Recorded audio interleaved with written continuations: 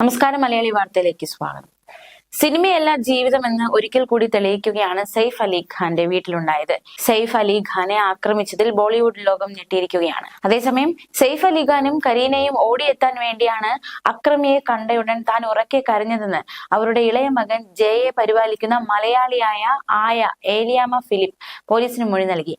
ഏലിയാമ്മ 4 വർഷമായി ഇവിടെ ജോലി ചെയ്യുന്നു. ഏലിയാമ്മയുടെ മൊഴി ഇങ്ങനെയാണ്: ജയയുടെ മുറിയിൽ നിന്ന് ശബ്ദം കേട്ടാണ് എഴുന്നേറ്റത്. അപരിചിതനെ കണ്ട് ഞെട്ടി. ഇരുനിറവും മെലിഞ്ഞ ശരീരമുള്ള യുവാവ്, ഇരുണ്ട നിറത്തിലുള്ള വസ്ത്രങ്ങളും തലയിൽ തൊപ്പിയും ധരിച്ചിരുന്നു. മിണ്ടരുതെന്ന് ഭീഷണിപ്പെടുത്തി അയാൾ 1 കോടി രൂപ നൽകണമെന്ന് ആവശ്യപ്പെട്ടു. വടിയും കത്തിയും കയ്യിലുണ്ടായിരുന്നു. ആക്രമണത്തിൽ പരിക്കേറ്റ താൻ ഉറക്കെ കരയുന്നത് കേട്ടാണ് സെയ്ഫ് അലി ഖാൻ എത്തിയത്. ആരാണെന്നും എന്താണ് വേണ്ടതെന്നും സെയ്ഫ് ചോദിച്ചപ്പോൾ ആക്രമിക്കുകയായിരുന്നു. കരീനയെയും ഉപദ്രവിക്കാൻ ശ്രമിച്ചു. ശബ്ദം കേട്ടുണ്ടെന്ന ജീവനക്കാരായ രമേശ്, ഹരി, രാമു, പാസ്വാൻ എന്നിവർ സഹായത്തിനെത്തിയപ്പോഴേക്കും വാതിൽ തുറന്ന് അക്രമി രക്ഷപ്പെട്ടു. സെയ്ഫ് അലി ഖാന്റെ മുറിവുകളിൽ നിന്ന് രക്തമൊലിക്കുന്നുണ്ടായിരുന്നുവെന്നും ഏലിയാമ്മ പറഞ്ഞു. അതേസമയം മോഷ്ടാവിന്റെ കുത്തേറ്റ് ഗുരുതരമായി പരിക്കേറ്റ സെയ്ഫ് അലി ഖാൻ അപകടനില തരണം ചെയ്തു. വ്യാഴാഴ്ച പുലർച്ചെ 2:30 വീട്ടിൽ കയറിയ യുവാവ് കത്തികൊണ്ട് 6 തവണയാണ് സെയ്ഫിനെ കുത്തിയത്. നട്ടെല്ലിന് സമീപത്ത് നിന്ന് കത്തിയുടെ 2.5 ഇഞ്ച് നീളമുള്ള ഭാഗം ശസ്ത്രക്രിയയിലൂടെ നീക്കിയതായി ഡോക്ടർമാർ അറിയിച്ചു. ഭാര്യയും നടിയുമായ കരീന കപൂറും മക്കളും ജോലിക്കാരും സംഭവ സമയത്ത് വീട്ടിലുണ്ടായിരുന്നു. കെട്ടിടത്തിലെ സുരക്ഷാ ജീവനക്കാരുടെയും സംവിധാനങ്ങളുടെയും കണ്ണുവെട്ടിച്ച് അക്രമി 11ാം നിലയിലാണ് കടന്നു കയറിയത്. മോഷണത്തിനാണ് യുവാവ് എത്തിയതെന്നും തടയാനുള്ള ശ്രമത്തിനിടെയാണ് നടന് കുത്തേറ്റതെന്നും പോലീസ് അറിയിച്ചു. ഡ്രൈവർ ഇല്ലാത്തതിനാൽ വീട്ടുജോലിക്കാർ ഓട്ടോ വിളിച്ചാണ് പുലർച്ചെ 3-ന് സെയ്ഫിനെ സമീപത്തെ ലീലാവതി ആശുപത്രിയിൽ എത്തിച്ചത്. പോലീസ് സെയ്ഫ് അലി ഖാന്റെയും ജോലിക്കാരെയും മൊഴിയെടുത്തു. വീട്ടിലെ ഒരു ജോലിക്കാരിക്ക് അക്രമിയെ പരിചയമുണ്ടെന്നും അവരുടെ അറിവോടെയാണ് ഇയാൾ വീട്ടിലെത്തിയതെന്നും സംശയമുണ്ട്.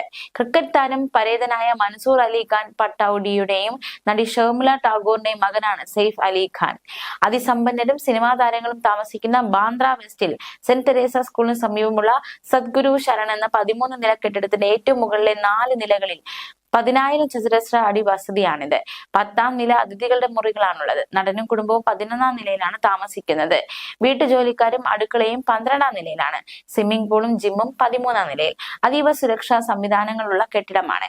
കെട്ടിടത്തിന്റെ ഗേറ്റിലും ലിഫ്റ്റിന് മുന്നിലും സുരക്ഷാ ജീവനക്കാരുണ്ട്. സുരക്ഷാ ജീവനക്കാരുടെ വിരലടയാളം ഉപയോഗിച്ചാൽ മാത്രമേ ലിഫ്റ്റ് തുറക്കുകയുള്ളൂ.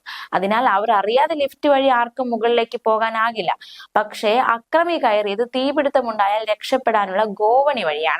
കഴുത്തിൽ ടവലും ഷോൾഡർ ബാഗും ധരിച്ചിരുന്ന ഇയാൾ ഇറങ്ങിപ്പോയത് പുലർച്ചെ 2:33-നാണ്. അതേസമയം സെയ്ഫ് അലി ഖാന് നേരെയുണ്ടായ ആക്രമണം മഹാരാഷ്ട്രയിൽ NDA സർക്കാരിനെതിരെ രൂക്ഷ വിമർശനത്തിന് കാരണമായി. നടൻ സൽമാൻ ഖാന്റെ വീടിന് നേരെയുണ്ടായ വെടിവയ്പ്, സൽമാന്റെ അടുത്ത സുഹൃത്തായ മുൻ മന്ത്രി ബാബ സിദ്ദിഖിയുടെ കൊലപാതകം എന്നിവയ്ക്ക് പിന്നാലെയാണിത്. അതിസമ്പന്നരുടെയും സിനിമാ താരങ്ങളുടെയും കേന്ദ്രമായ ബാന്ദ്രയിലാണ് 3 സംഭവങ്ങളും. സൽമാന്റെ വസതിയായ ഗാലക്സി അപ്പാർട്ട്മെന്റിന്റെ 2.5 കിലോമീറ്റർ ചുറ്റളവിലാണ് സദ്ഗുരു ശരൺ. സൽമാന്റെ വസതിക്ക് നേരെ വെടിവയ്പുണ്ടായ ശേഷം മേഖലയിൽ കനത്ത സുരക്ഷ ഒരുക്കിയിരുന്നുവെന്നായിരുന്നു പോലീസിന്റെ അവകാശവാദം. ന്യൂസ് ഡെസ്ക്, മലയാളി വാർത്ത.